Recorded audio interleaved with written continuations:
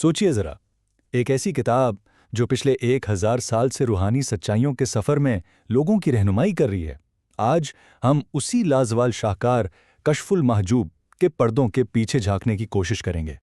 और ये है कशफुल महजूब। सामने जो इसका सरवर्क है, ये सिर्फ एक खूबसूरत डिज़ाइन नहीं है। नहीं, ये तो असल में 1000 साल पुरानी रूहानी दानिशमंदी और तारीख का दरवाज़ा है।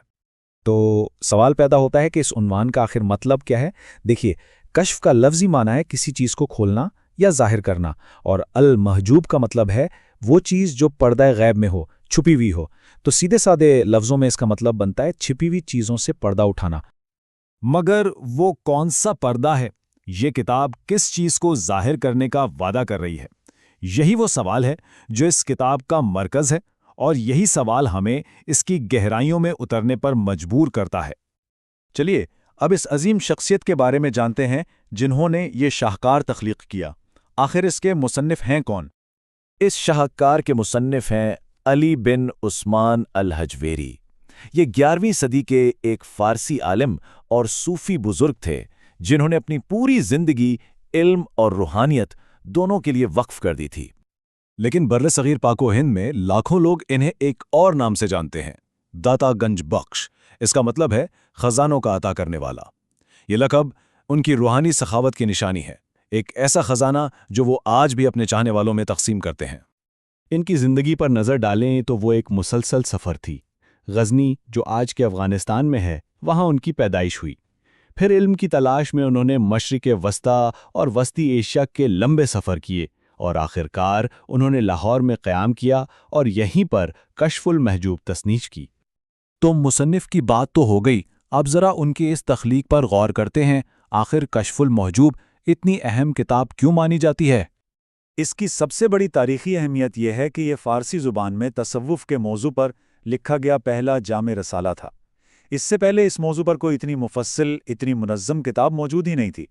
गोया इसने आने वाली सदियों के सूफियाना अदब के लिए एक बुनियाद रख दी। तो वापस आते हैं उस पर्दे के तस्वुर पर। किताब के मुताबिक ये पर्दा दरअसल दीन के ज़ाहिर और बातिन के दरमियान है। ज़ाहिर यानी वो चीज़ें जो हम करते हैं, जैसे इबादात, रसूमात, हमारे आमाल, और बातिन वो है जो हम महसूस करते हैं, हमारी नियतें, हमारी रूहानी समझबूझ। और कशफुल महजूब इन्हीं दो चीज़ों के बीच एक पुल का काम करती है। ये हमें समझाती है कि ज़ाहिरी आमाल बातिन के खुलूस के बगैर अधूरे हैं, बेमानी हैं, और इसी ताल्लुक़ को वाज़े करना इस किताब का बुनियादी मकसद है। ठीक है, तो अब वक्त है इस किताब के अंदर झांकने का।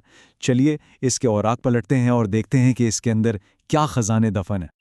ये देखिए, ये इस किताब की असल फ़हरिस्त है, मगर ये सिर्फ उन्वानात की एक लिस्ट नहीं है। बिल्कुल नहीं, ये असल में एक रूहानी सफ़र का मुकम्मल जामिया नक्शा है। एक ऐसा नक्शा जो सफ़र के हर कदम पर रहनुमाई करता है। तो इसमें क्या क्या है देखें। ये किताब रूहानियत के हर पहलू को छूती है। इल्म, ईमान और पाकीज़गी जैसी बुनियादों से शुरू होती है। फिर ये तसव्वुफ़, मोहब्बत और फ़िक्र जैसे गहरे तसव्वुरात की वजाहत करती है। जैसे फ़िक्र का मतलब सिर्फ गुर्बत नहीं, बल्कि दुनियावी चीज़ों से बेनियाज़ी और सिर्फ अल्लाह पर मुकम्मल एतमाद है। इसके अलावा इसमें औलिया और अइम्मा की ज़िंदगियों के वाक़यात भी हैं, रूहानी हालत और मकामात की तफसील भी, और रोज़मर्रा ज़िंदगी गुजारने के आदाब भी सिखाए गए हैं। अब आते हैं इसकी मीरास की तरफ। देखते हैं कि 1000 साल गुजर जाने के बाद भी मुसन्निफ और उनकी किताब दोनों का असर आज भी कैसे कायम है।